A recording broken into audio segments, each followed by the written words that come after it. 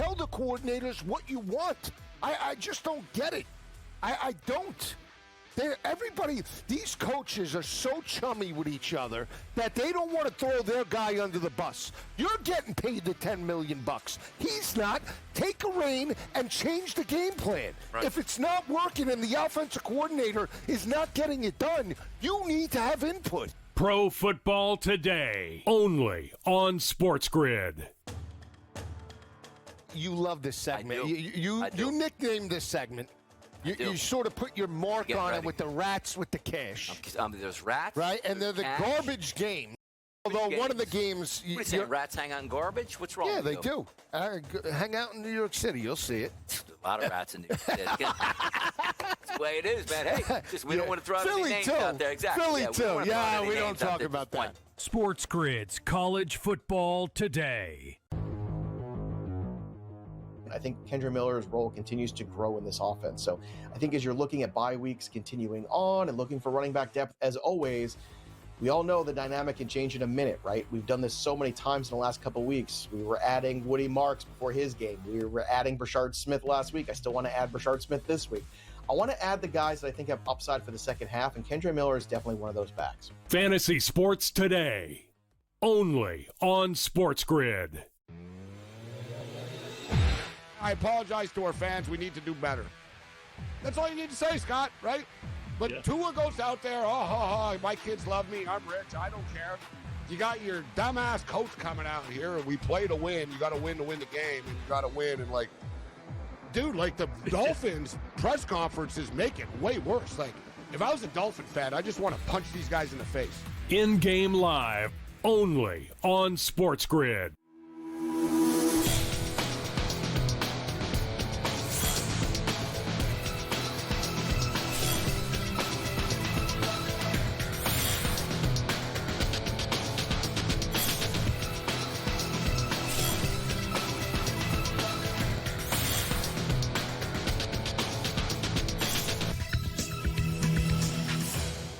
Good afternoon. Welcome to NewsWire here on SportsGrid. Happy Monday. Hope everything went well for you this weekend, especially your sports bets, if you made any. We'll recap everything that happened in the National Football League. Some significant news in the college ranks. A couple of coaches fired, including one that was playing for a national championship a year ago. We'll also bring in Vinny Iyer for the latest in the NFL. Same with Jacob Kamaker from USA Today. We'll touch on everything NFL with our insider, Adam Kaplan.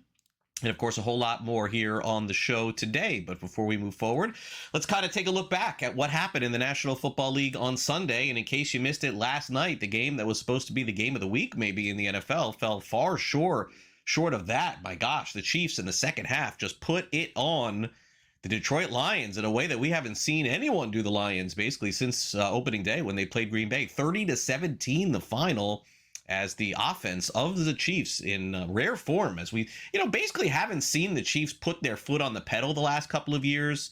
It's just been a lot of dink and dunk and some passing over to Travis Kelce and a wide receiver every now and then and running the ball, but not last night and not this season. So Mahomes said after the game that he knew that it was going to require a lot more offense to beat a team like Detroit. Yeah, no, we knew we had to have an aggressive mindset. They have an aggressive mindset as a team, and Coach Reed came in with the right mindset. We had talked about different plays that we liked, and other than 1 4th down, I thought we did a great job of executing at the right time. And so when Coach believes in us, man, it gives us a more of a belief in ourselves, and guys made it happen, and we were able to get, I think there's like 2 or 3 of those 4th downs. As far as the game, we just didn't make the plays that needed to make. We were able to do some things good in phases at times, but not enough for a team like that. With the pedigree they have, the way they play back at their house, we could not complement each other, and we weren't able to really make it a game. We really weren't. So that's really the story of the game. The Seahawks yesterday went to Jacksonville cross country. By the way, the most picked game in all of the sports betting contests was Seattle. And for the first time all season in the NFL, the most popular pick won. Seahawks go on the road and win 20-12 in Jacksonville. Sam Darnold threw for 295 yards and 2 touchdowns. Jackson Smith and Jigba continues to be one of the very best offensive players in the entire NFL. Here's Darnold at the end on the win. Yeah, obviously, it was a great team win, first and foremost. Thought we could have, done some things better, on offense, especially in the second half. But again, we got the win, which is what matters. But we'll look at the tape and grow from there. But our defense, our special teams, they came up huge today. And it was good to get those explosive plays, I will say, especially in the first half. But yeah, there's a lot to improve on, but we're excited about the win. Meanwhile, the Indianapolis Colts eked out a win against the Arizona Cardinals, who were playing without quarterback Kyler Murray, 31-27 in this one. Colts were 7-point favorites throughout the week, and then 9.5 by the time the game kicked off. So Cardinals did cover the spread in that one. Daniel Jones, quarterback of the Colts, said they're finding new ways to win. Yeah, good to see, for sure. We've had games play out different ways, this season, and this one, we knew it was going to be a competitive game. They're a good football team and a good defense over there. So, it came down to the fourth quarter, and good to see us be able to execute in that situation, go down and score, and then great stop by the defense there at the end. Well, I think you always want the ball in your hands with a chance to win the game. I think that's what we all prepare for and want, especially as a quarterback. You want the ball in your hands to go down and win it, for sure. But I'm not going to complain if the defense stops them and we get a first down and kneel on it. That's true, yeah. Buccaneers beat the 49ers. Baker Mayfield making a case for the MVP of the NFL, 30-19 the final there. Mayfield was fantastic. Couple of injuries in this game, though. Fred Warner suffered a season-ending foot injury, and wide receiver Emeka Ibuka of the Buccaneers a hamstring issue. He's been one of the best receivers in the NFL as a rookie. Justin Herbert led the Chargers back with under a minute to beat the Dolphins 29-27, so they don't cover. The game did go over the spread. One of the hottest teams in the NFL happens to be the New England Patriots. They win yet again. They go on the road, win 25-19 to take down the Saints. They win and cover that spread. The Patriots have been one of the big surprises in the NFL this season. Here's Mike Vrabel on putting a full game together. Well, just kept battling. None of it was perfect today, and give them a lot of credit. They competed, they answered, but we extended plays and made some huge plays down the field, and glimpses of good football. And we'll have to clean up a lot of things, but certainly great to go on a road and be able to get a win. How much is that a teachable win? The young team getting out of here with a win. Plenty to work on, but just finding a way to get the job done. It's better than an old team getting out of here with a loss, I would say. But we will never not enjoy and embrace winning in this league. But I do think that guys are very aware of the fact that it can be better and that it will have to be better the more that we go along here and play. So I think that's a good sign that they know that there's some plays that we left out there. That we could have played better, but to do that on the road and be able to end it with the ball offensively and in victory formation is, fun. Yesterday, the Baltimore Ravens fell to an unthinkable 1-5 without Lamar Jackson. Yesterday, Case Keenum was benched. Snoop Huntley came in. More of the same results, 17-3, easy win yesterday for the Rams. The Pittsburgh Steelers also had it easy against the Cleveland Browns, 23-9 the final there. Steelers win and cover. No word on who will start a quarterback for the Browns this week. That'll be a story. Panthers beat the Cowboys 30-27 on a game-winning field goal. And once again, it was Rico Dowdle with over 200 yards from scrimmage for Dowdle, who's been awesome with Chuba Hubbard being out. Joe Flacco comes in as starting quarterback of the Bengals. It looked pretty bleak for about a half, but the team rallied, at least made it somewhat close. 27-18 was the final in that one, and the Titans continue to struggle yet again on the road. The Raiders win this one 20-10 behind Geno Smith and Ashton Genty on the ground. In London, but disastrous game. I don't know. This is the one game I think that wasn't worth watching in the day, as the Denver Broncos end up winning, but they didn't need to do much as they take out the New York Jets in a game where the Jets had negative passing yards and the Broncos couldn't do very much of anything as well. All right, Major League Baseball. By the way, before we get to the game last night, some breaking news in baseball. The manager of the San Diego Padres, Mike Shildt, has announced that he is going to retire effective immediately. Shildt led the Padres to the postseason yet again, has done a wonderful job there. But just, I guess some of the quotes I'm reading in the story saying that he's just tired and worn out and end of a career managing for Schill. Did a great job in St. Louis and in San Diego as well. So they are now looking for a manager too. All right. In terms of the game yesterday, Mariners win by a final of 3-1. Key hit in the game was Cal Raleigh. Here he is on hitting a home run to win. Cal, the home run with Gossman. What were you thinking? Did you have to make an adjustment because he was going split heavy? Yeah, the second at the bat, he went all splits, but he's really tough. He's one of the best pitchers in the game. Obviously, he's got two elite, really good pitches with the heater and the splitter. They both play really well off each other. I just choked up and wasn't trying to do too much. I was trying to get bat on ball and really just trying to put something in play because maybe I find a hole and didn't want to punch out again. So, and I was just able to put good wood on it. So, he's a really tough pitcher. Also, James Franklin, no longer head coach at Penn State, was fired yesterday after their loss to Northwestern. Penn State looking for a new head coach next season. We'll take a quick timeout. Vinny Iyer from Sporting News joins us next to recap the NFL from yesterday. Don't go away.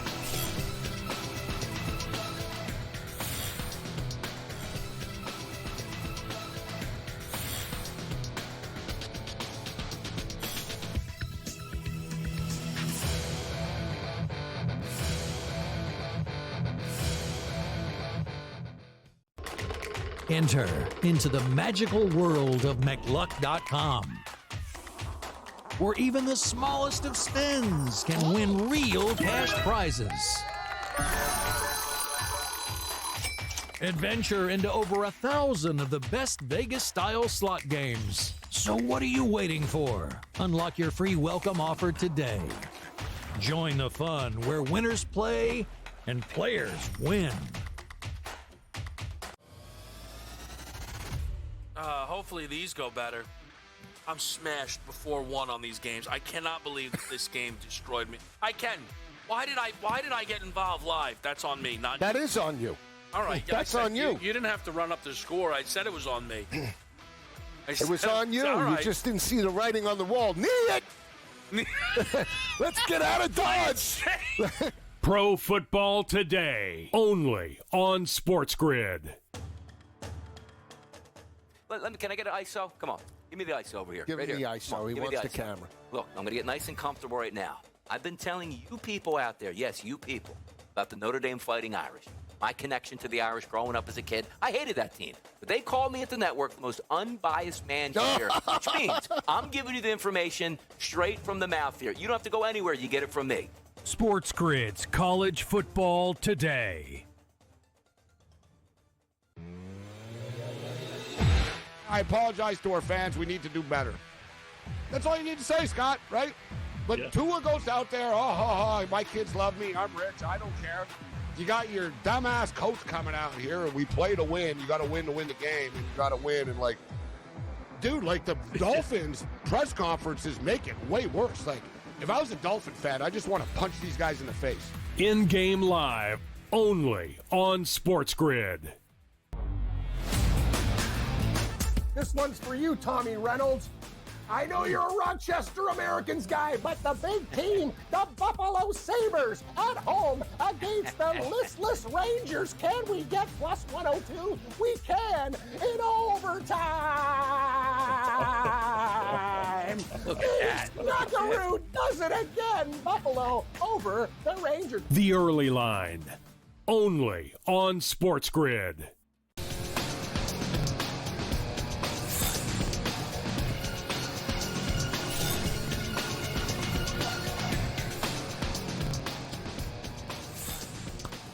Always fun to get Vinny Iyer's thoughts on a Monday from Sporting News, see what he is chirping about online, and we get him here on the show. Also take a look at Monday night's football games. 2 games tonight on Monday Night Football.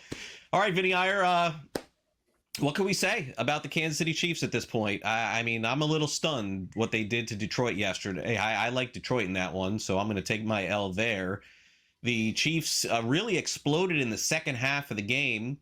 And Patrick Mahomes is going to have a Mahomes season from 4 or 5 years ago, Vinny, at this point. He threw 3 more touchdowns yesterday and 257 yards. All credit to them, and their defense did enough to win. Yeah, I think they're almost all the way back to the offense we know. They will get Rashee Rice, which is a scary thought for everybody else. If it's working with Xavier Worthy and Tyquan Thornton and Hollywood Brown and Travis Kelce is turning back the clock, and they're starting to run the ball well with Isaiah Pacheco and Kareem Hunt, this offense is slowly getting scared. I think they solved a tackle problem. That was a big problem last night with Jalen Moore. They spent a lot of money on a 49ers backup. He had to start yesterday, and it was spectacular. I mean, this offensive line hasn't played this well on all five guys for quite some time. So this is getting scary here. I know they started slowly, and the hiccups were there early, but the Chiefs, look, they're patient. They know what it's like. They iron it out in the middle of the season. Their only goal is to be there in the end. And right now they're trending to be there once again. And this offense could be really scary with Rice coming back. I mean, with Rice, Worthy, Kelce all clicking at the same time, plus all those extra weapons, and Mahomes running, like this is going to be a tough offense to stop, and the Raiders are up next, so they're in trouble. Yeah, I agree. The Chiefs, by the way, back to plus 135 to win the West at this point, even with the Chargers winning. AFC plus 370. Super Bowl down to 7-1. It was 10-1 going into the week. Jared Goff, by the way, let's just show his stats real quick. 30 seconds on Detroit, Vinny. You know, to me, gosh, I mean, look, Goff was fine, you know, but look, I think if I'm the Lions, Vinny, you tell me if I'm wrong. I have got to make sure I get home field throughout the NFC. This is my concern with them. It seems like when they're at home, they don't just win. It feels like they are unbeatable. I think they're going to go 8-0 at home this season. But on the road, they're just a different team. Yeah, the biggest thing is their running game needs to travel. You look at the first game against the Packers, their running game didn't work. In this game, their running game wasn't all that effective. They didn't stick with it. They need it to be effective in the passing game. We saw some sparkle from Jared Goff, but it wasn't consistent because it is based on the running game. He needs the running game clicking so he can get the shots downfield, open things up elsewhere on the field. And it happened to some degree, but they didn't stick with it. The Chiefs got too big of a lead. So that's the other problem is they're so run dependent to get Goff into the flow and get things going. Like once they're behind, it's a hard team to look at to catch up in any game. So not only do they need to be at home, they need to have the exact circumstances where they're running downhill and having that advantage early and then being able to finish off teams. So again, it's kind of a well-oiled machine, but when there's a little bit of a leak in their running game, that's when they usually don't do well offensively, and they got to fix that on the road if they're going to win on the road in the playoffs, which they might need to do. Speaking of the Packers, you mentioned Packers took out Detroit in week 1. They took out Cincinnati yesterday. Boy, this looked like a complete blowout in the first half of the game. Very similar, by the way, to the last time that Joe Flacco played with Cleveland. They came all the way back and won. You know, Flacco started to get his footing a little bit in the second half, but I don't know. I felt like this is a little bit of a paper score, Vinny. I just felt like the Packers took their foot off the pedal a little bit, and then when they needed to, they put it back on. I really don't have a lot of confidence in Cincinnati, but still think Green Bay is one of those teams to beat in the NFC. Yeah, when we saw that 14 number in favor of the Packers early in the week, it was pretty easy to the Bengals, especially when they got Flacco, that was too big of a number. They were just going to be somewhat competitive, hit some garbage things in the second half. That's exactly what happened here, right? Flacco, look, he was competent. He got the ball in the hands of their playmakers. He didn't turn the ball over. So that's a win, I think. That I don't know if anyone expected them to go into Green Bay and win, even if they had Joe Burrow in this game, right? So you look at it, this is the big opportunity this week. The Steelers, look, they're rolling, but they're a flawed team. They've just crushed a couple teams that didn't have much of pass protection. The Bengals are one of those teams. They've had back-to-back 6-sack games, the Steelers. So they got to give Joe Flacco a chance in this one on Thursday night. But yeah, the pass rush is going to be the concern now going forward, and that would have been the case had Burrow been back there as well. Yeah, agreed. Okay, Rams-Ravens. Rams just made quick work of the Ravens, although I felt like this was a slow drip because the Ravens offense looked like a slow drip. My gosh, like they moved the ball a few times down the field, but really couldn't do anything. And gosh, like they have Derrick Henry too. It feels like the Ravens look like Henry's last year in Tennessee, Vinny. Like this is just really hard to watch. And Keenan was benched and Huntley came in. And I mean, I guess he drove them down the field one time, but they're 1-5 now, Vinny. And they just said, I guess yesterday, Lamar Jackson's not going to be back for another 2 or 3 weeks. Feels like the season's over. Yeah, I think they need to be careful with Lamar Jackson going forward so it's not worse. They do have a bye this week as well as the Bills. Now, you look at it, I mean, this is why Lamar's the MVP, right? Or was the two-time MVP. You see what they are without him, how much he was masking here the past few years and why he could have been MVP last year easily. I mean, I wonder what the Bills would look like without Josh Allen. I think it would be pretty ugly to see how they would be. But Lamar just kept everything together. That was the one injury they could not afford. Now we'll see if the Rams can overcome that injury. Puka Nacua looks like he might miss the London game this week. Pretty good game, actually. Rams, Jaguars. It can't get any worse than Broncos, Jets anyway. No, there's no chance. 2 games tonight. Let's hit them. Bills, Falcons. Bills -3.5. Atlanta's off a bye. Total of 49.5. Shapes up to be a really good game. Bills keep winning, but not covering, Vinny. So what do you make of tonight? Yeah, this might be a tough matchup for the Bills because Drake London's size can probably give them some issues in the passing game. Bijan Robinson, the Bills have been kind of suspect in stopping running backs, both running and receiving. So that could keep the Falcons hanging around here for a field goal game. We'll see. That's what we're looking for, obviously, with that number on the Falcons side. So we'll see if they can do that. But I do like the Commanders. I think they're a different team, as we talked about last week with Jaden Daniels in the second game. So I think I would lean toward the Commanders. And look, I think the Bills, they know they've got to bye next week. So I think I'm siding with the Bills and Commanders in these games tonight. Yeah, the line does look weird with the Commanders, which sort of tells me like when the Raiders played the Titans. How in the world are Raiders 5-point favorites? Well, they're playing the Titans. All right, Vinny, thanks again for coming on. We'll catch up next week. All right, thanks, Craig. Sports Grid Sound Off next.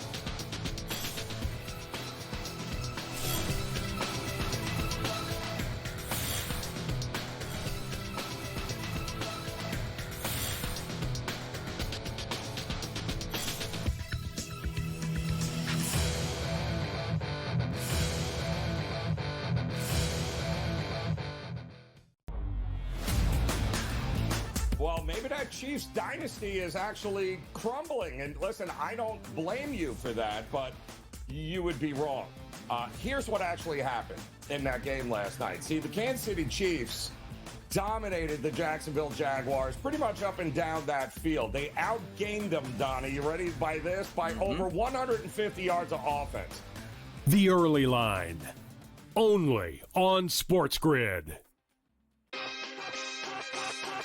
Basically a year's worth of starts at this point, because remember, Drake May was not the starter out of the gate during his rookie year last year. That was Jacoby Brissett. There have been some, encouraging performances and, I think some flashes of what could be upper echelon talent within the scope of the league. But going into this year, it was, we're going to find out. Game time decisions, only on SportsGrid.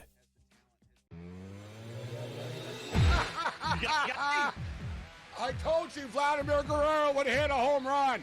He hits a home run on his first pitch. 2-run shot, 2-0 Jays. And I gave you Suarez earlier. I'm telling you, Scott, Contreras last night, Story the other night. Bro, every night I've been hitting these home run props. And not the easy Ohtani ones at old plus 190. These are plus 450s, baby. In-game live, only on SportsGrid. Are we going to sit here today and acknowledge that the Indianapolis Colts right now are the best team in the AFC? They are right now. They can run the football with Taylor. They got a competent quarterback the way he's playing right now in Daniel Jones. They are well coached. They never punt. They never punt. They never punt. The Craig Carton Show, only on SportsGrid.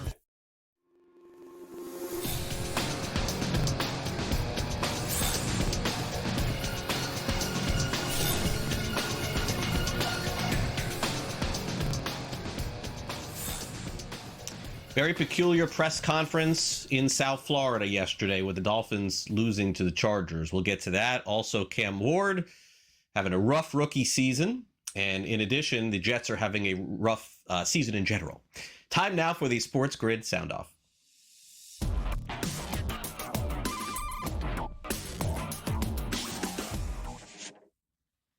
Let's start off in South Florida. Yesterday, the Miami Dolphins rallied all the way back to almost defeat the Los Angeles Chargers, but they left a minute left on the clock, and the Chargers drove down the field, and they kicked the field goal, and the Dolphins are now 1-5 on the season. But after the game, a lot of the focus wasn't necessarily on what happened during the game. It was about being accountable, showing up for meetings.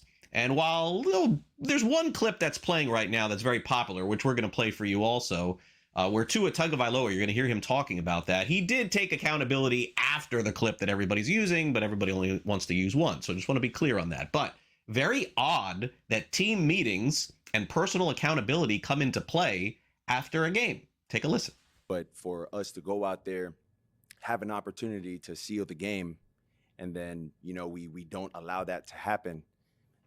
Either way, last week, Carolina offense, this week, you can look at it however you want. That's just not the way we want to play football and establish what we've been talking about throughout OTAs, training camp, and even in our meetings, like our leadership meetings. Like it's frustrating, to say the least. So yeah, well, I think it starts with the leadership in helping articulate that for the guys, and then what we're expecting out of the guys. Right? We're expecting this. Are we getting that? Are we not getting that? We have guys showing up to player-only meetings late, guys not showing up to player-only meetings. Like, there's a lot that goes into that. Do we have to make this mandatory? Do we not have to make this mandatory? So it's a lot of things of that nature that we got to get cleaned up, and it starts with the little things like that. Very hard to see Mike McDaniel back as head coach of the Miami Dolphins after what I saw yesterday. Okay, Raiders defeat the Titans 20-10. Tennessee scored a late touchdown just to make this game seem somewhat close. It was not. Been a tough start to the career of Cam Ward. Here he is after the game on the Titans' struggles. Real disappointed. Just as an offense, especially myself. Anytime you have 3 turnovers, you're not going to have a chance to win the game. Especially 2 of them were real bad turnovers, just situationally backed up and then before the half. But that's just something that I just got to continue to can't let happen. I know I can't let it happen, but we just got to continue to keep going. Do you feel like you guys are communicating effectively out there on the field when you get into these situations? From coaching staff or like player to player? Yeah, I think that's the biggest thing. We don't really have no communication issues from player to player. And so that's just something that we got to continue to build off. And we can't keep starting games off slow. I can't keep starting off slow. We just got to start fast, and we also got to maintain that throughout the game. Has there been any of that you mentioned the coaching side, like just because of the change in play caller, anything like that? Just situationally? Nah, not really. And we weren't in no crazy situation because we were losing.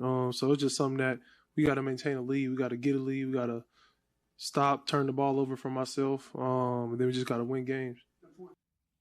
Finally, we get to the game of the week in the NFL. Just kidding. The Jets-Broncos. One of the worst. Was it the worst game played of the season? I think it may have been. It was really ugly. Broncos end up winning because the Jets could do absolutely nothing on offense. Here's Garrett Wilson on the passing offense, which is non-existent. That's a tough question to ask. Yeah, I mean, it's a tough spot. As a receiver, obviously you want to keep in mind all the things people are dealing with at their level of ball. So, the O-line had to deal with a tough front today.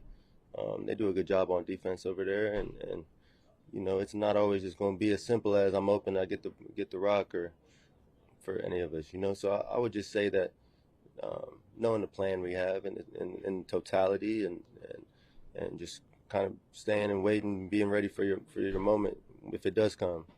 You didn't seem like at the end of the first half when you were walking off the field. Was that the way the drive went? Well, really, that stuff like that is just, I don't know, y'all.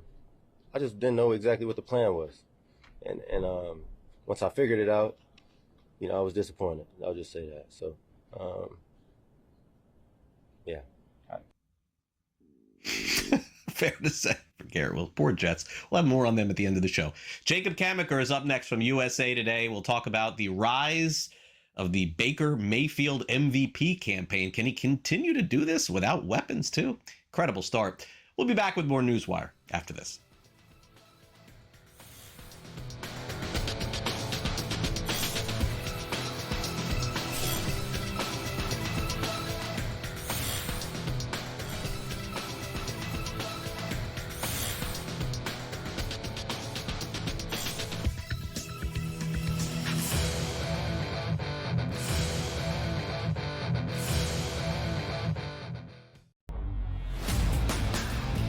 well, maybe that Chiefs dynasty is actually crumbling. And listen, I don't blame you for that, but you would be wrong.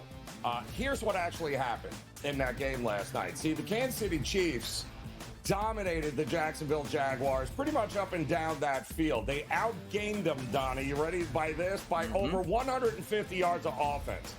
The Early Line, only on SportsGrid. Basically a year's worth of starts at this point, because remember, Drake May was not the starter out of the gate during his rookie year last year. That was Jacoby Brissett.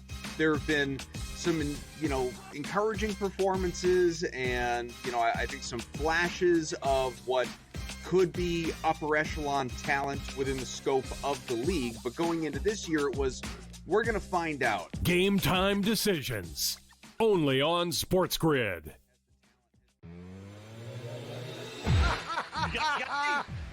I told you Vladimir Guerrero would hit a home run. He hits a home run on his first pitch. 2-run shot, 2-0 Jays. And I gave you Suarez earlier. I'm telling you, Scott, Contreras last night, Story the other night. Bro, every night I've been hitting these home run props. And not the easy Ohtani ones at plus 190. Right. These are plus 450s, baby. In-game live, only on SportsGrid. Are we going to sit here today and acknowledge that the Indianapolis Colts right now are the best team in the AFC? They are right now. They can run the football with Taylor. They got a competent quarterback the way he's playing right now in Daniel Jones. They are well coached. They never punt. They never punt. They never punt. The Craig Carton Show, only on SportsGrid.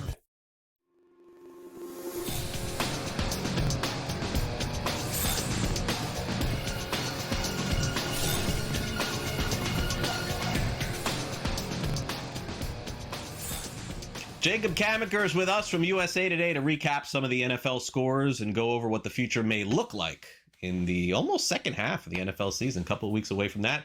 All right, Jacob, welcome back to NewsWire here on a Monday. Always enjoy your thoughts here on the games. Let's get started here. Very competitive game. A lot of people took Seattle, I noticed, in a lot of these contests, thinking that they should have been favored. That turned out to be the case. 20-12 the final. The Jaguars, I thought personally, obviously, I still think they're going to have a great season. I just think this was a little bit of a blip, but give credit to Seattle at this point. They're kind of hard to figure out a little bit for me, Jacob. And maybe I think that's fair to say about the Jaguars. Darnold, 295, 2 touchdowns. But they have, is it fair to say, the best wide receiver right now in the NFL? And Jackson Smith and Jigba, when that happens, you get a leg up. Yeah, I think Smith and Jigba is certainly among the top guys in the league. You can make the case that through 6 weeks, nobody has played better than him. He's getting open consistently. And really, his emergence has made that DK Metcalf trade not as impactful for the Seahawks as some anticipated it might have been. He's done a great job of stepping up. I think the same could be said of Sam Darnold. He's been really good to start the season. A lot of people, myself included, were kind of skeptical of whether he could continue the success he had in Minnesota, going to a Seattle team that had a worse offensive line. And, we know that Darnold likes to hold on to the ball a long time, but he's been getting the ball out of his hands quicker. Is the third highest passer rating in the league right now. So as long as he's playing at that type of level and we don't see him kind of take any sort of step back like he did in the final 2 games for the Vikings last season, this offense is going to be competitive. And we know Mike Macdonald is a great defensive coach. I mean, they held the Jaguars to 12 points last week despite being without their top cornerback.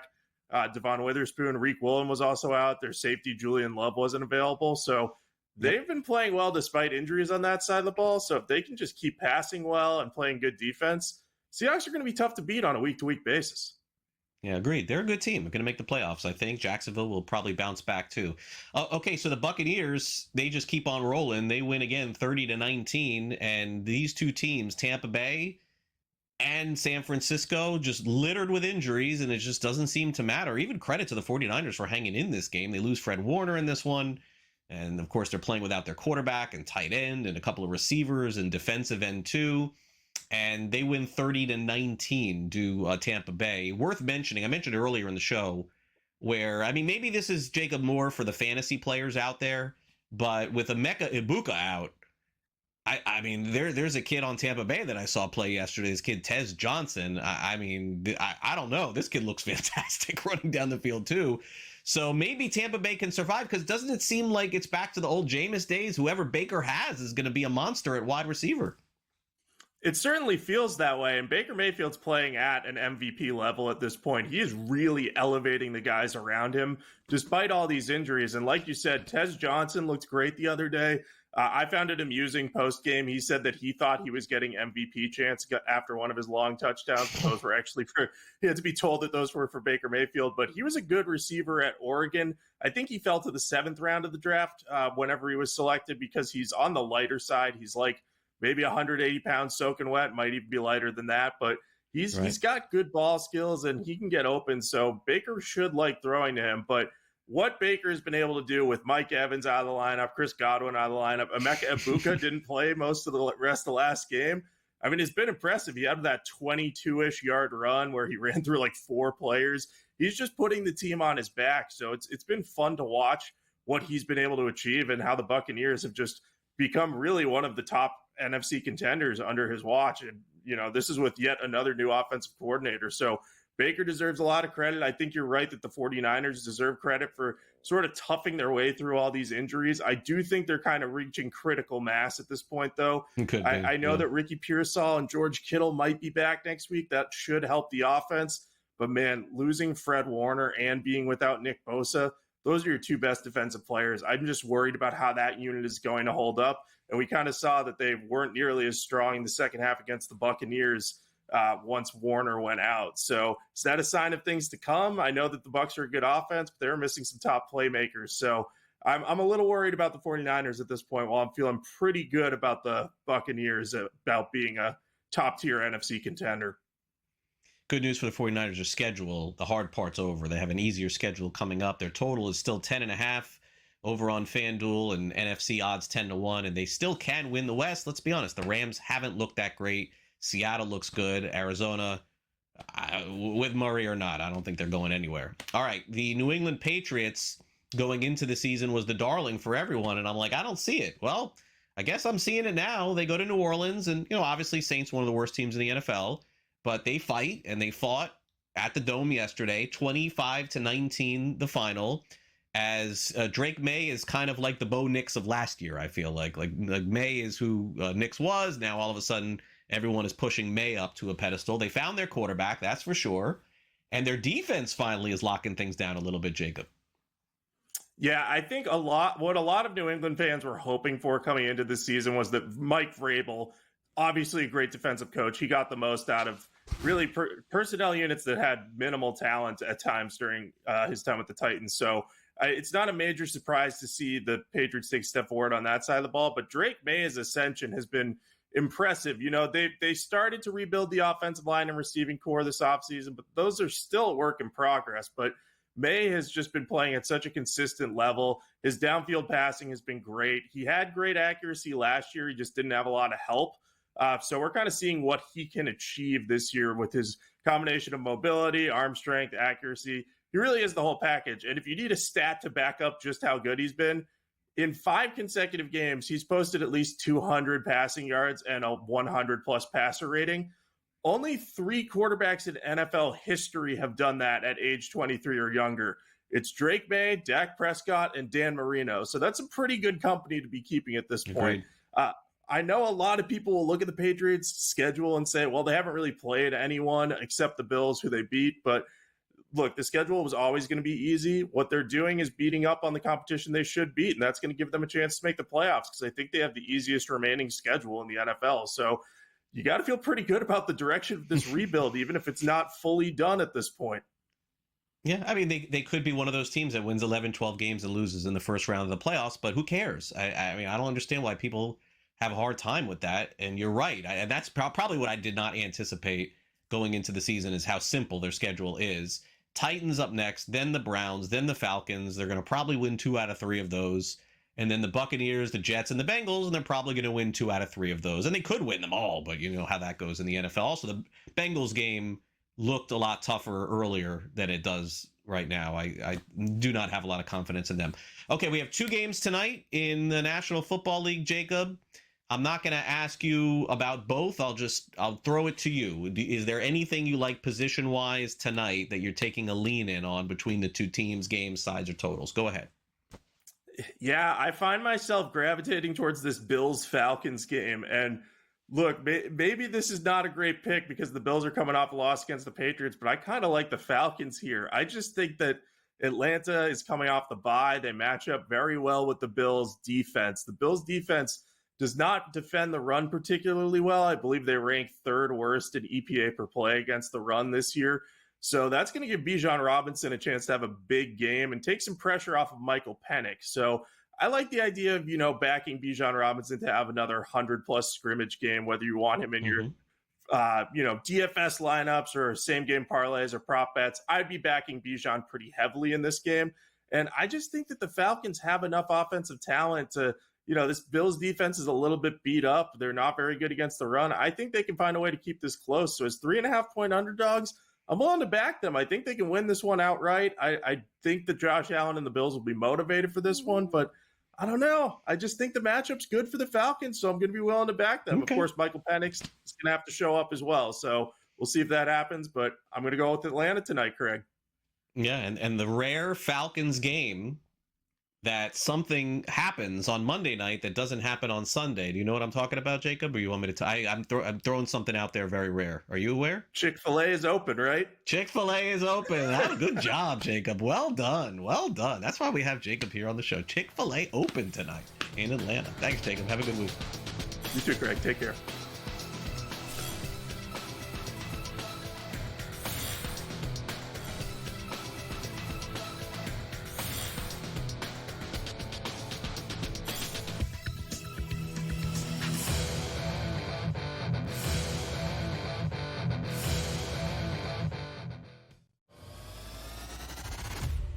Hopefully these go better. I'm smashed before one on these games. I cannot believe that this game destroyed me. I can. Why did I get involved live? That's on me. That is on you. All right. That's on you. You didn't have to run up the score. I said it was on me. It was on you. Right. You just didn't see the writing on the wall. Knee it! Let's get out of Dodge! Pro Football Today, only on SportsGrid. Can I get an ISO? Come on. Give me the ISO over here. Give me the ISO. He wants the camera. Look, I'm going to get nice and comfortable right now. I've been telling you people out there, yes, you people, about the Notre Dame Fighting Irish. My connection to the Irish growing up as a kid, I hated that team. But they called me at the network the most unbiased man here, which means I'm giving you the information straight from the mouth here. You don't have to go anywhere. You get it from me. SportsGrid's College Football Today. You're looking at Joe Burrow being the guy that I was in on the beginning of the year. Clearly, that is no longer an option. So where are we looking on this board? And I keep landing on the same thing, which is, Baker Mayfield's been kind of the story this year. Think about this. He's plus 950 for MVP. They look like right now one of the, if not the most formidable team in the NFC. Fantasy Sports Today, only on SportsGrid. I apologize to our fans. We need to do better. That's all you need to say, Scott, right? But Tua goes out there, my kids love me. I'm rich. I don't care. You got your dumbass coach coming out here, and we play to win. You got to win the game, and you got to win. And, the Dolphins press conferences make it way worse. If I was a Dolphin fan, I just want to punch these guys in the face. In-game live, only on SportsGrid.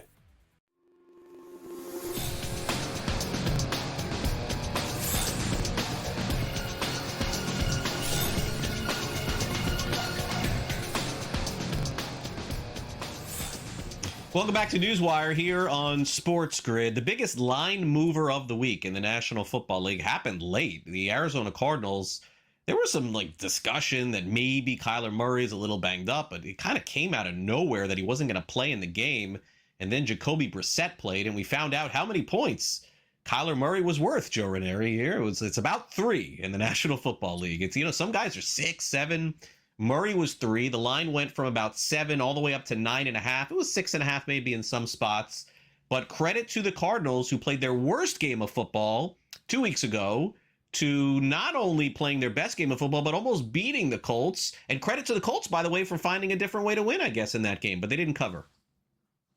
They did not cover, Craig, and that's the whole point, right? Good teams win, great teams cover. But I'll tell you this: anybody that has still been on the fence about Daniel Jones, I mean, that he orchestrated, that was a 66-yard touchdown drive in the final couple of minutes of the fourth quarter. Brought him back in order to be able to win that game. It just goes to show once again, Craig, that I'm a big believer. Coaching matters in the NFL when you have some of these quarterbacks. Look at Daniel Jones, look at Baker Mayfield, look at Sam Darnold, guys whose careers, because they landed with the wrong coach and the wrong organization, were all stick a fork in them kind of guys. And yet now look at them leading good teams, by the way, this year and getting it done like we haven't seen them do it in their career yet. Yeah, Colts right now, minus 135 to win the South. Wow, Colts, who would have thought that at the beginning of the season, and even to win the AFC to be in the mix at 8-1, 25-1 were the Colts to win the AFC at the beginning of the season. Hey, are the Panthers doing anything impressive here? I'm trying to figure this one out, Joe, because, they beat Atlanta, and that was sort of shocking. They come back and they get crushed by the Patriots. We're like, oh, okay. And then they win these two games against Miami and Dallas, very close games. It feels like they won by default a little bit. It was like Chuba Hubbard got hurt, and then they realized, oh my gosh, Rico Dowdle, maybe he could play a little bit. He's been the best running back in the NFL the last 2 weeks. So I don't know. I don't know that I'm completely sold here. I feel like they went against the two worst defenses in the NFL, and they scored a lot of points and won. That's it.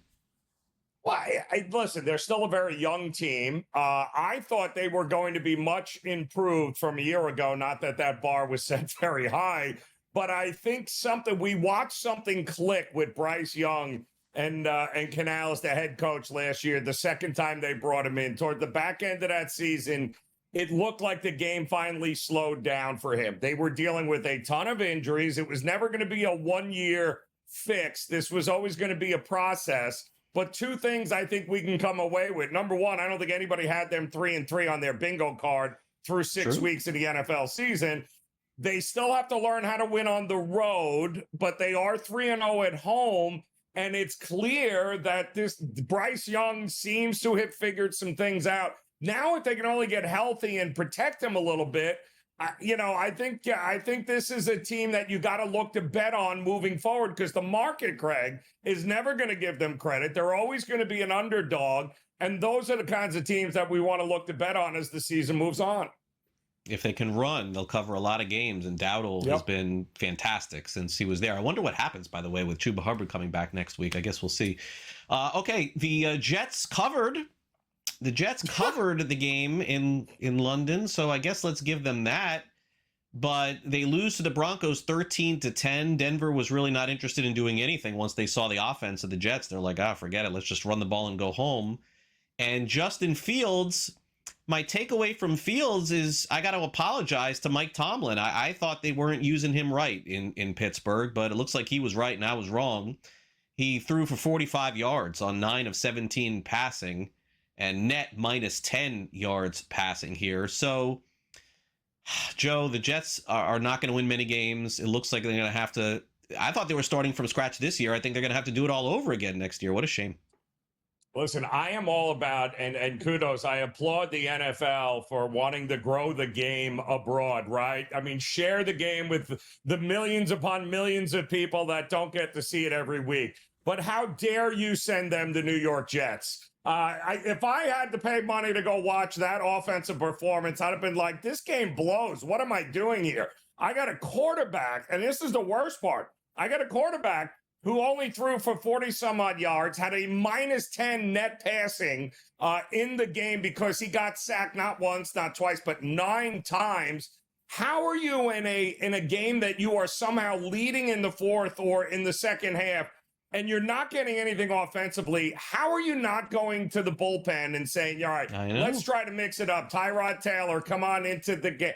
This is just dysfunction on a different, it's hard to believe because it's the Jets, but this is dysfunction on a whole different level, Greg.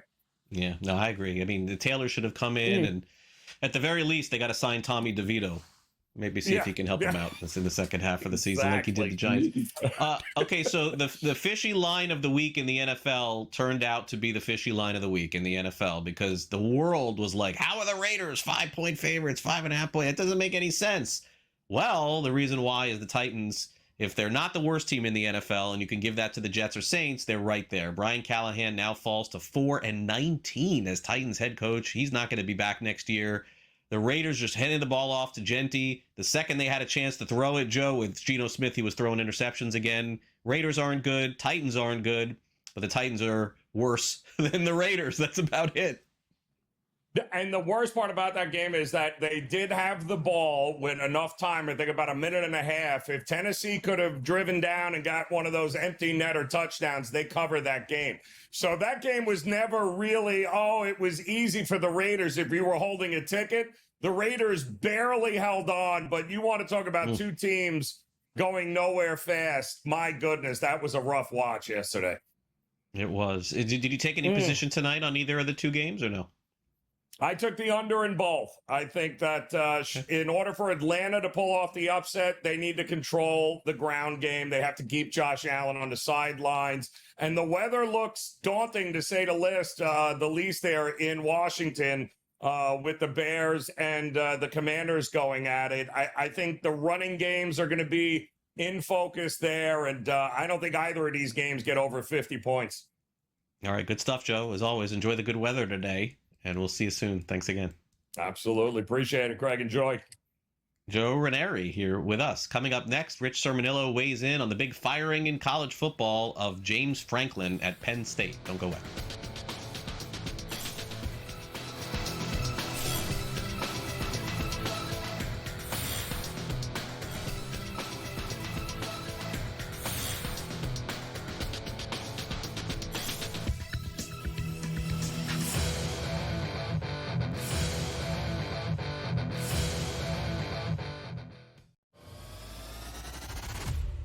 Hopefully these go better. I'm smashed before one on these games. I cannot believe that this game destroyed me. Why did I get involved live? That's on me. That is on you. All right. That's on you. You didn't have to run up the score. I said it was on me. It was on you. Right. You just didn't see the writing on the wall. Knee it! Let's get out of Dodge.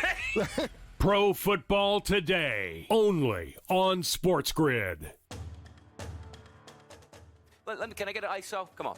Give me the ISO over here. Give me the ISO. He wants the camera. Look, I'm going to get nice and comfortable right now. I've been telling you people out there, yes, you people, about the Notre Dame Fighting Irish. My connection to the Irish growing up as a kid. I hated that team. But they called me at the network the most unbiased man here, which means I'm giving you the information straight from the mouth here. You don't have to go anywhere. You get it from me.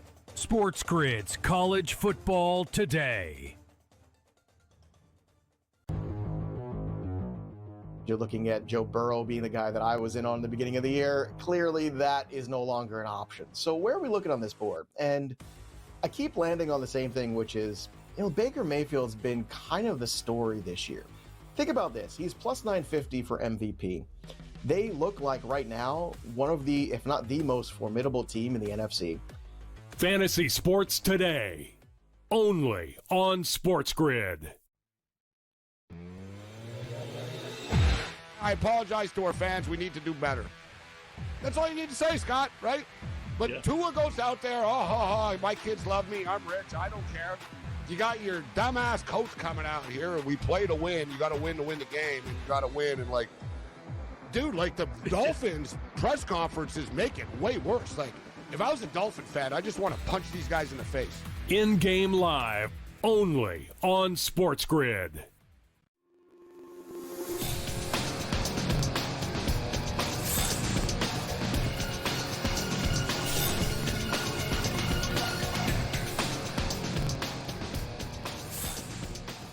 Welcome back to NewsWire here on SportsGrid. Couple of firings in college football this past week. I usually like to bet those teams the next week. I know you're not asking. I'm just telling you. But a somewhat of a surprise, I think it's fair to say. Penn State loses back-to-back games, especially losses to UCLA and then Northwestern. Basically, it appears the boosters, or some rumor Adidas may be involved as well, they say goodbye to James Franklin, who led them to 104-45 record, which is fantastic. 5 bowl wins. They were once ranked number 2 in the country, but things seemingly have faded pretty quickly in Happy Valley. So Penn State, a very high-profile job, of course, and they'll be looking to potentially replace him. Also, by the way, and I'll mention it later in the show, side note, Trent Dilfer was fired too as University of Alabama Birmingham head coach. But that's why we get opinions here on the show, and let's get one from Rich Sermonillo. He weighs in on the Nittany Lions now looking for a head coach and just exactly how things went down at Penn State. Hey, Craig, let's wrap up week 7 in college football. Another great weekend of games, and then we'll look ahead quickly to week 8. We're already at the midseason point of 2025. A big winner, kind of obvious. The game between Indiana and Oregon. Thought it would be a toss-up game. Thought Oregon would hold serve at home. Didn't happen. Indiana remains perfect. Now number 2 in terms of favorites in the Big Ten, plus 950 to win a national championship. I think what's most impressive is Curt Cignetti, after taking IU unexpectedly to the playoffs last year. I think a lot of folks thought they would drift back. Has not happened. This is a better team. Out-physicaled Oregon. Their athletes were better. Extremely impressive. And from a historical perspective, keep in mind that Indiana last won a Big Ten title 1967. And Saturday in Eugene, first ever win over a top 5 opponent. So rare times in Bloomington right now out of the Big Ten. Now, the opposite spectrum in the Big Ten, obviously, Penn State, big loser again this weekend, 3rd straight loss. Oregon, understandable, but then UCLA in LA last week, and then Northwestern, inexcusable. James Franklin is fired. Keep this in mind, Craig.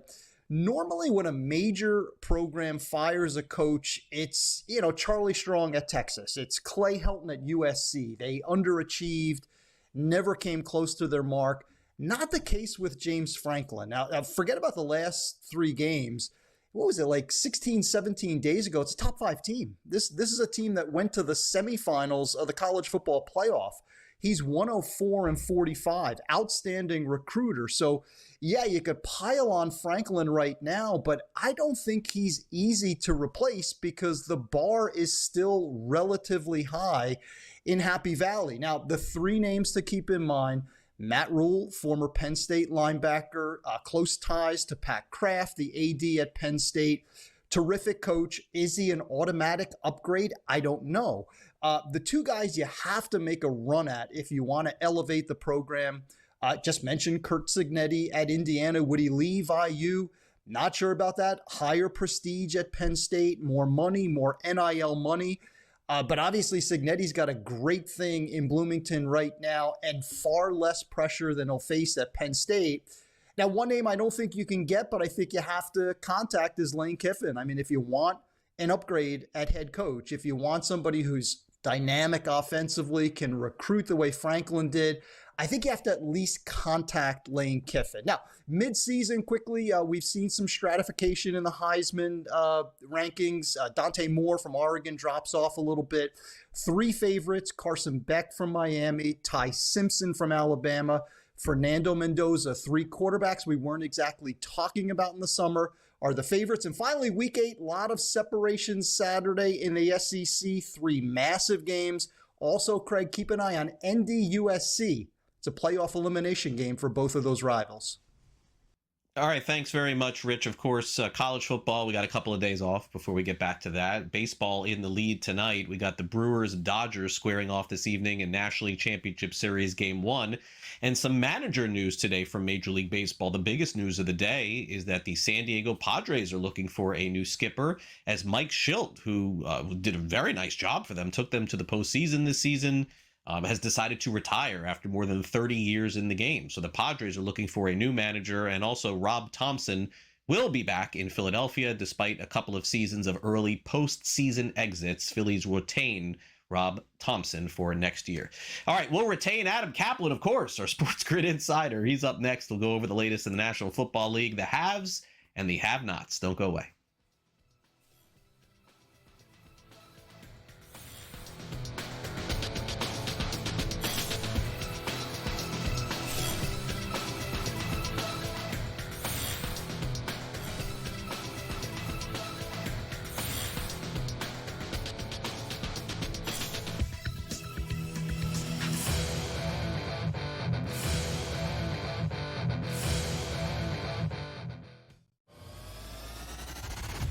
Hopefully these go better. I'm smashed before one on these games. I cannot believe that this game destroyed me. I can. Why did I get involved live? That's on me, not That you. is on you. All right. That's on you. You didn't have to run up the score. I said it was on me. It was on you. All right. You just didn't see the writing on the wall. Knee it! Let's get out of Dodge! Pro Football Today, only on SportsGrid. Can I get an ISO? Come on. Give me the ISO over here. Give right me the here. ISO. Come on, He give me wants the ISO. camera. Look, I'm going to get nice and comfortable right now. I've been telling you people out there, yes, you people, about the Notre Dame Fighting Irish. My connection to the Irish growing up as a kid, I hated that team. But they called me at the network the most unbiased man here, which means I'm giving you the information straight from the mouth here. You don't have to go anywhere. You get it from me. SportsGrid's College Football Today. You're looking at Joe Burrow being the guy that I was in on the beginning of the year. Clearly, that is no longer an option. So where are we looking on this board? And I keep landing on the same thing, which is, Baker Mayfield's been kind of the story this year. Think about this. He's plus 950 for MVP. They look like right now one of the, if not the most formidable team in the NFC. Fantasy Sports Today, only on SportsGrid. I apologize to our fans. We need to do better. That's all you need to say, Scott, right? But Tua goes out there, my kids love me. I'm rich. I don't care. You got your dumbass coach coming out here, and we play to win. You got to win the game, and you got to win. And, dude, the Dolphins press conference is making it way worse. If I was a Dolphin fan, I just want to punch these guys in the face. In-game live, only on SportsGrid.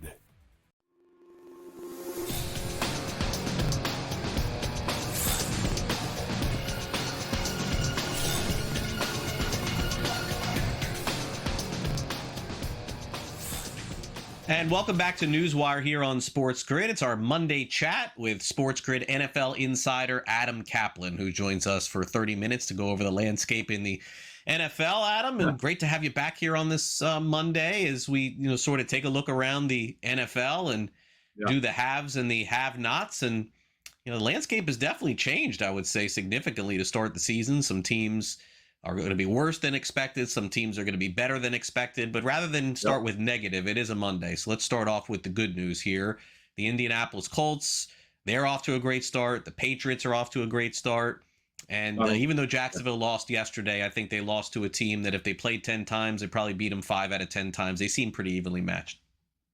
Yeah, all right, let's get started with the Colts. I know they didn't cover the number. I pick generally 3 to 5 games a week where I just want to see how I do. And I'll admit it, I have the Colts. But one thing you have to understand about teams like the Colts, and look, they're having a great season. We'll get into why. Eventually, it's just not going to happen for them. And you saw yesterday, and I give Jacoby Brissett credit, a former Colt quarterback, ironically, did a phenomenal job. He kept him in the game. I mean, theoretically, they shouldn't match up well, the Cardinals to the Colts, but they did. They gave them a run for their money. It was a very tight game. Colts give them credit for winning in the end, but they're in what I call my circle of trust, the Colts. I'm in. I'll admit it, like most people who cover the league or people in the league, they didn't see this from the Colts because under GM Chris Ballard for 8 years, they've been mediocre, right? 8 years of mediocrity. Some around 500, a little below, a little bit above, but never really good. And Craig, when they signed Daniel Jones to that $14 million contract, that tells you that's not a starting deal. That's a high-end backup deal. They just wanted to push Richardson, and he didn't just push him. He won the job. And it starts with Shane Steichen, the head coach is phenomenal. You look at Jalen Hurts, by the way, without Shane Steichen, not the same quarterback. Shane Steichen is a phenomenal play caller. He understands how to manage and coach quarterbacks. He's another quarterback whisperer. He's right up there for me with Kevin O'Connell. So you want to know why this team is way better than we expected? It's the coaching of Steichen. Lou Anarumo on defense, who was fired by the Bengals. There were weeks where that defense wasn't very competitive, but he's done a really good job. And the other thing is they're really healthy. See, Craig, this is the thing in the National Football League. The healthier you are, the better chance that you have, even when you're not great.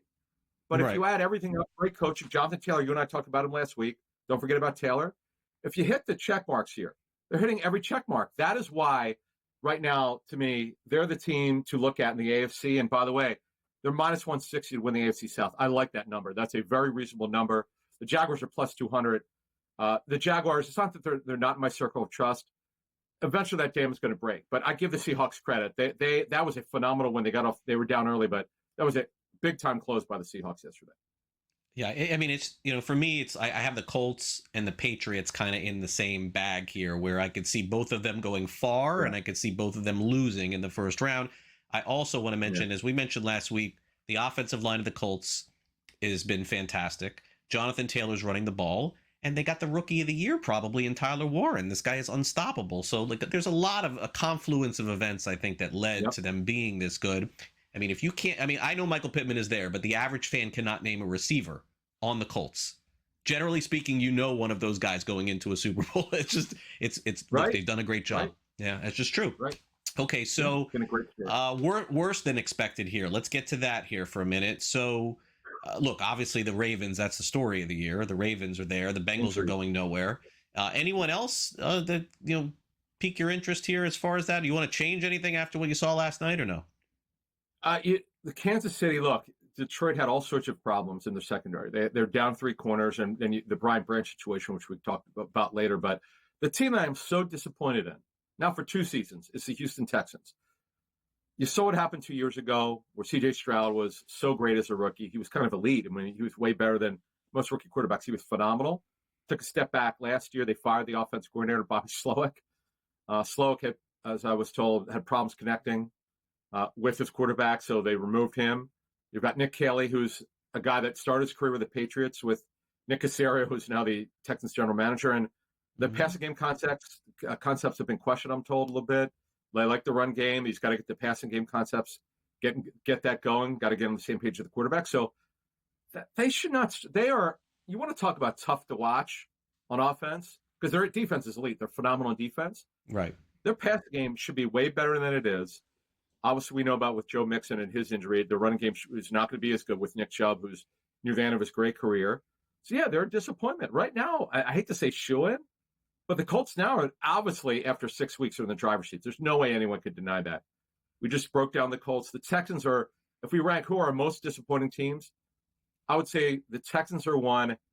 After that, Baltimore. Now, Baltimore, see, here's the thing, Craig. It's easy to say at 1 and 5 they're most disappointing. Of course. They have an excuse. They're decimated by injury. I mean, your quarterback, defensively, they're down several players. But, man, the Chiefs, great win for them. Their offense has taken off the last 2 weeks, but I'm not trusting them yet. I know Andy Reid's phenomenal. Okay. He always gets things turned around when it doesn't look good. Mahomes is playing better, but they're not there. Their defense, I'll be honest with you, their defense has not been as good as they thought under the great Steve Spagnuolo. They need to take another step up. But, by the way, that division's up for grabs. The Chargers have come down to earth here.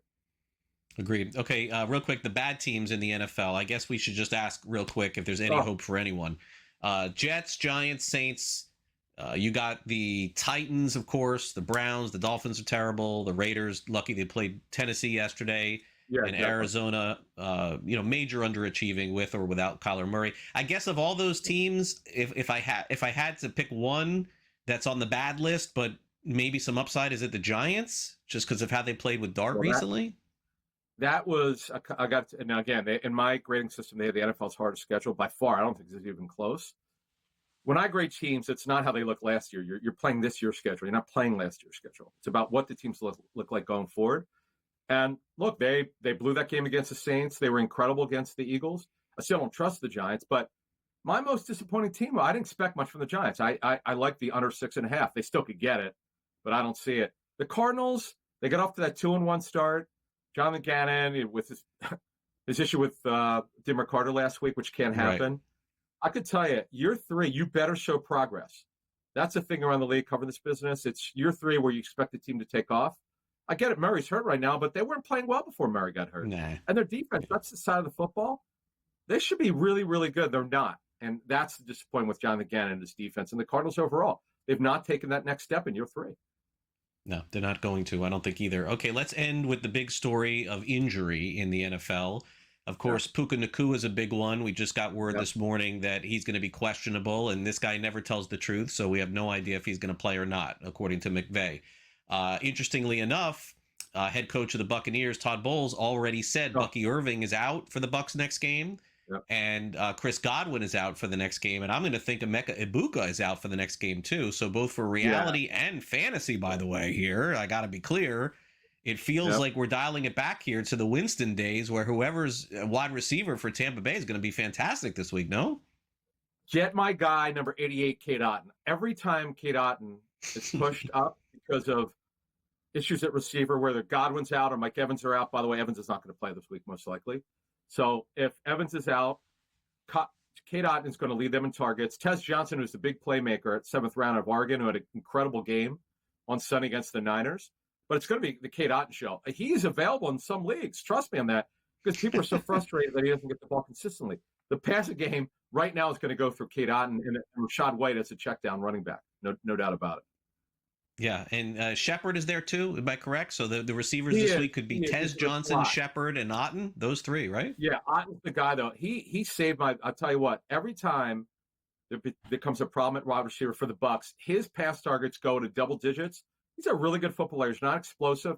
He's physical after the catch. Kate Otten has got to be top 3 on waiver wires this week. Absolutely has to be.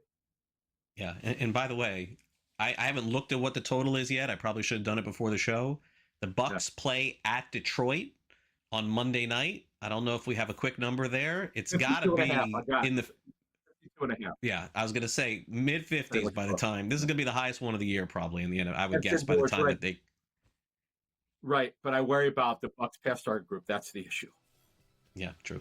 All right, we'll be back with more with Adam next.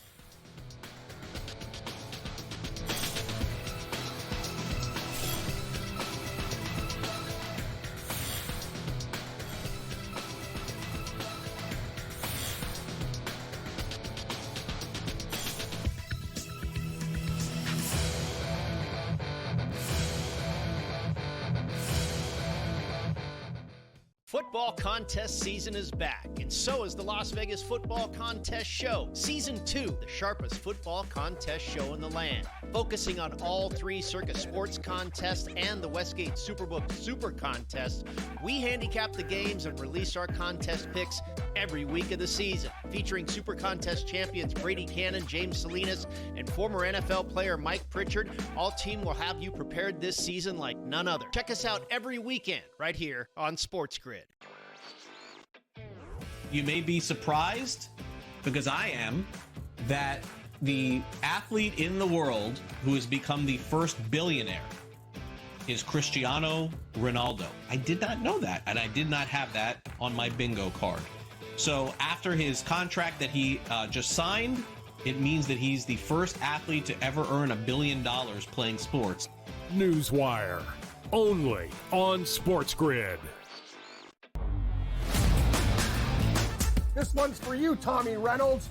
I know you're a Rochester Americans guy, but the big team, the Buffalo Sabres, at home against the listless Rangers. Can we get plus 102? We can in overtime.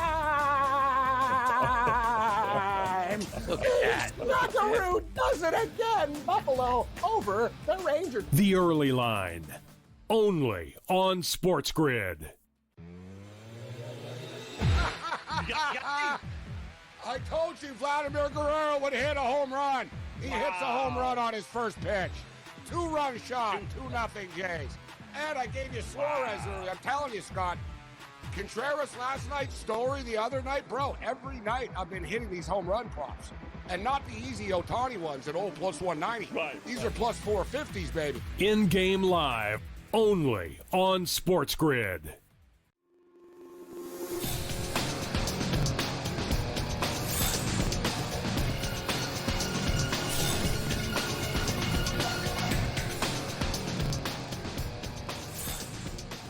All right, big injuries in the NFL, of course. Adam and I are going to touch on that. Let's start with Za'Darius Smith here for a minute before we go further here, Adam, because I know that's the hot topic today, this morning in the NFL. It is, yeah, wow. Talk about an abrupt retirement. So Za'Darius Smith, who was released by the Lions in the offseason, though I'm told the Lions had passing interest in bringing him back, he waited till he had a little bit of leverage. He actually got a good one-year contract with the Eagles, but he decided to retire today. Like the players reconvene at the NovaCare Complex to get ready for the week. They play at the Vikings on Sunday. So he retired.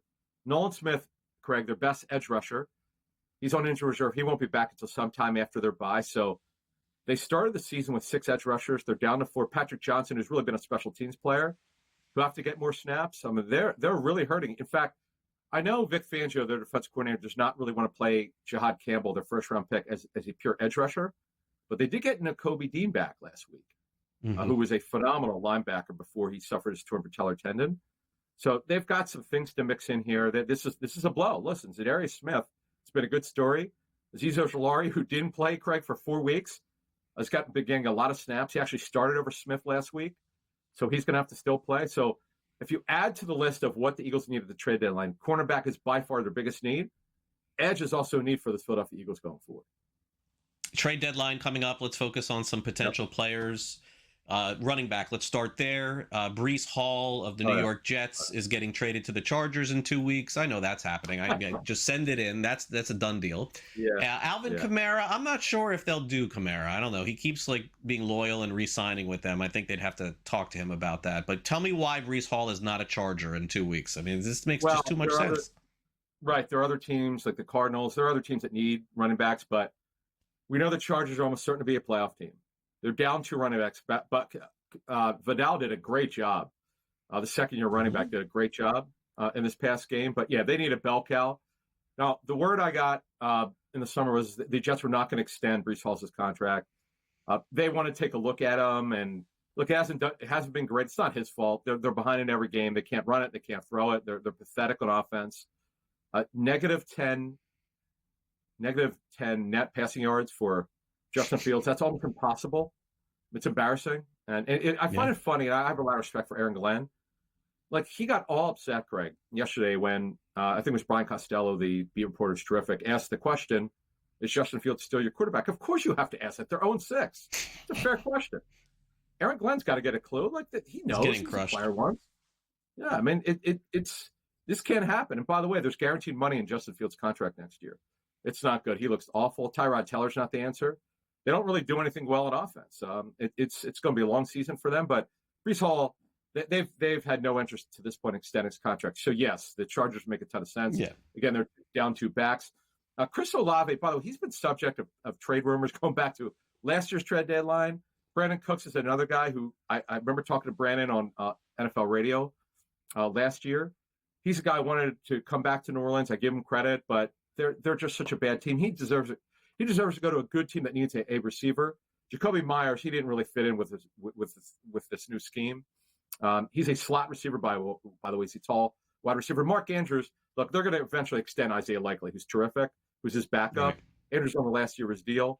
Chigga Okonkwo, he started off well in his career, but he's on the final year of his deal. This is another situation, Craig. You see this in baseball. When new front offices come in fact, this is another front office.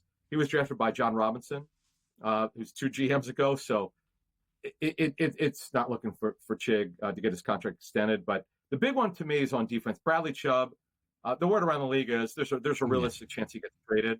He got his contract restructured earlier this year, and he's a guy who's a terrific teammate, good football player. Just a couple of major injuries. With them not going anywhere, it would make a ton of sense to trade him to a team that needs an edge rush. There's no question about it. The Dolphins will get good value here. I expect multiple teams to be in it for him. Now, I know that Kyle Duggar of the Patriots been subject to trade rumors for a while, but Craig, here's the crazy thing. The Patriots extended his contract, 3 years, and 2 years of a lot of fully guaranteed money. April of 2024, they've tried to get out of his contract. They saw it was a mistake. They're trying to trade him. Nobody wants his contract. To me, they're going to be stuck with him, no matter how many rumors come out. And look, he's an insurance policy, an expensive one, but we talk about the Patriots, Craig. Who saw this at 4-2? I didn't. Fantastic. I should have bought in. Craig, you and I talked about this week. Yeah, I didn't buy in either. This is going to be this year's Chargers. Ironically, the over-under total this year for the Chargers was 8.5. I didn't buy it. Vrabel's a great coach. I can't believe. And after week 1 where they got hammered at home to the Raiders, who saw this? Man, I got this one wrong. I didn't see this at all. Yeah, me either. The hot topic here in South Florida, as you can imagine, Adam, I'm like the super hot topic is Tua Tagovailoa's press conference yesterday, which unfairly or fairly is being taken way out of context because we're just seeing the 60-second clip and not what he said after the 60-second clip, where he totally takes accountability and says, I haven't been good and it's on me. But I think where I would say there's still an issue here is why in the world after a game he would even bring the topic up about player meetings and things like that. Why? When a player does that, Adam, when I cover sports and baseball, it means that he's trying to throw some shade at some other people. Like and by the way, usually there's a reaction to that. So I'm wondering what that's going to be. Well, Wednesday, when the players have availability, media availability, that's going to happen at their complex. You know it's coming. There's no question about it. I've been to that new complex. That's your job as a reporter. How do you react to what Tua said? And by the way, he's calling on his teammates. It's less about his head coach. It's more about his teammates being accountable. Yeah, and Tua did say what he did say after that clip, but it's bad. Look, they don't need this. This is the last thing that they need. They're so bad. I've been around buildings, Greg, going into them when the coaches know that it's really bad for them. This team has no chance. Absolutely. You know this from covering sports for decades. You kind of know when the team has no chance. Well, Dolphins are one of those no chance teams. And with losing their best offensive player, Tyreek Hill, doesn't help. But the defense hasn't been very good. Offensively, they're pitiful. Other than Achane, the running back is exciting. It's fun to watch. But they're just a bad football team. And it's ugly for Mike McDaniel right now. He's got to figure out some way to get things going, but it's been tough. They should have won that game yesterday, by the way. Yeah, I mean, look, I'm sure he'll resurface after the year or in 2 years as a coordinator somewhere. I mean, no question. But really sharp, I mean, with leadership, it's constantly being challenged for years. I mean, it's something's got to change. All right, Adam, great to catch up with you. Always amazing stuff from you. Thanks again. Thanks, man. We'll wrap it up next. Don't go away.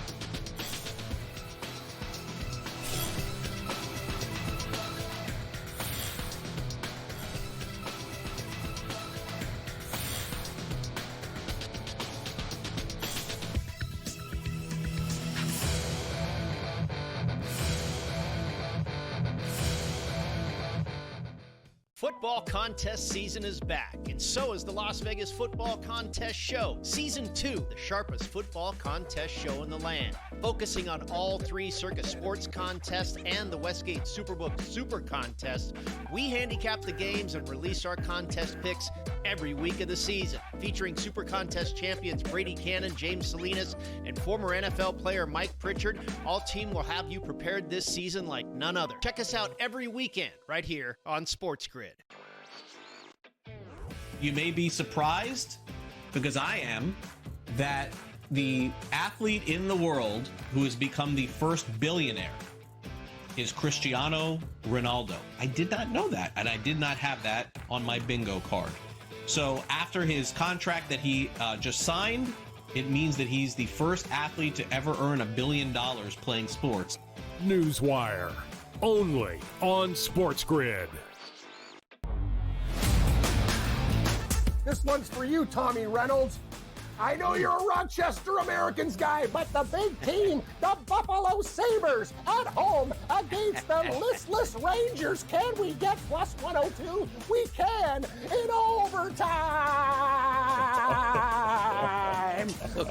Knockaroo does it again. Buffalo over the Rangers. The Early Line, only on SportsGrid. I told you Vladimir Guerrero would hit a home run.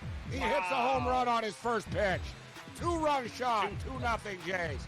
And I gave you Suarez earlier. I'm telling you, Scott, Contreras last night, Story the other night. Bro, every night I've been hitting these home run props. And not the easy Ohtani ones at old plus 190. Right. These are plus 450s, baby. In-game live, only on SportsGrid.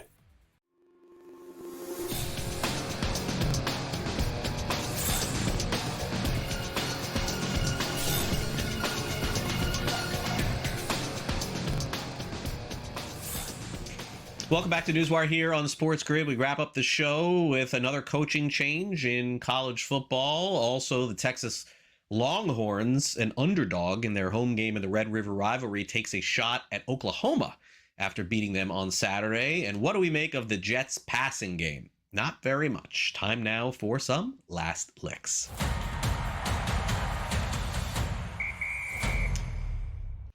So sometimes we have to, decide what we're going to do here at the end of the show to make it fun and interesting and keep you guys with us for the final 5 minutes.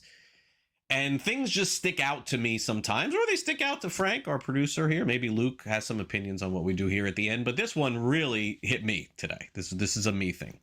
So look, I'm not a pile-on guy when things aren't going good. It's sports, it's athletes. My son plays sports. My daughter's in theater. Like these are kids at the end of the day, and I know some are paid and they're professionals and all that, but Justin Fields has obviously been horrendous as a quarterback of the Jets. But what really struck me was I don't know if you ever heard of these next gen stats in the National Football League. It's like like how baseball has analytics, football's analytics are next gen. Fair to say? So I want to show you, and it may be hard to see, but I want to show you what the passing game of the Jets looked like on next gen yesterday. And look, this is incredible because there were no long completed passes in the entire game. And by the way, very few attempted long passes. Like, this is the old school chalkboard next gen, and the results are as bad as any I've ever seen. In fact, what they're comparing it to, and this goes back to 2020. Do you remember when the Broncos quarterback either tested positive for COVID or he was ruled out of the game? They went to a wide receiver to play quarterback. His name was Kendall Hinton. He started one game in his life and never, ever again. And he was better than Justin Fields was yesterday for the New York Jets. I don't know what to say. I feel bad for Jets fans. No one deserves to be this bad. And obviously, I hope that Fields turns it around. He'll be a backup quarterback, true, in the NFL for somebody next year. Absolutely. But not a starting quarterback. And this offense has just been brutal in the NFL. Okay, so the big story in the Red River rivalry on Saturday was the return of quarterback John Mateer for Oklahoma, who had surgery on one of his fingers and ended up just a few weeks later playing in this game. In fact, it shifted the line. And Texas went from a favorite in the game to an underdog in the game against Oklahoma. And Oklahoma's offense just didn't show up in that one. So Texas ends up winning the game, and winning easily, by the way. I didn't have a chance to see all this, but it looked like the Sooners couldn't do anything on offense, and Texas defense pretty good. Texas offense didn't do much either. But the story was after the game. Texas goes on social media and posts this post, which we're going to show you on social media. What is a good football team? Doing a quick AI Google search. Oof. Wow, that hits hard right there. And yeah, that's the kind of thing that, unfortunately for Texas, I got to tell you, you're going to get paid back on that one. At some point, Oklahoma's going to pay you back for that. But a good tweet nonetheless. Okay, University of Alabama, Birmingham makes a change at head coach yesterday. Trent Dilfer, the former Super Bowl winning quarterback with the Baltimore Ravens, and of course played with the Buccaneers. When I covered the Buccaneers, Trent Dilfer was actually the quarterback when I used to go home and road and cover them in the NFL. Dilfer's out at UAB. Their new head coach has a familiar name. His name is Mortensen. Does that sound familiar? Maybe. Those of you who watched the ESPN on NFL on ESPN for many years, and Chris Mortensen, who passed away a few years ago, his son's name is Alex, and Alex was named, how about this, the interim head coach at the University of Alabama, Birmingham. So we end the show with a nice story. Hopefully this will succeed. It would be a really cool story in the NFL as a son of an insider and a broadcaster gets his first shot at coaching in college football. So we'll see if the kids respond to UAB when they play their next game. And usually speaking, they cover the next game too, whenever the coach gets fired. Players want to prove it wasn't them. It was the coach. All right, that'll do it for our show today. Thanks to our great guests on the program, as always, Vinny Iyer from Sporting News, Jacob Kamaker from USA Today, Joe Ranieri here from SportsGrid, and of course, Adam Kaplan, our SportsGrid NFL insider. We got Monday Night Football, so make sure you check out Game Time Decisions to get the very latest against the spread. Buffalo Bills, Atlanta Falcons, that's the first of two games. And then the second game is Chicago Bears and Washington Commanders. Also, two baseball games tonight. In fact, one starting pretty soon. American League Championship Series Game 2 starts at 5 p.m. Eastern, so make sure you check out that game as well. Thanks again to our director, Luke, and for my producer, Frank, I'm Craig Mish. Enjoy all of the great action tonight. 2 baseball games, 2 football games, hockey is back, NBA on the way. Have a great day, everyone. See you tomorrow.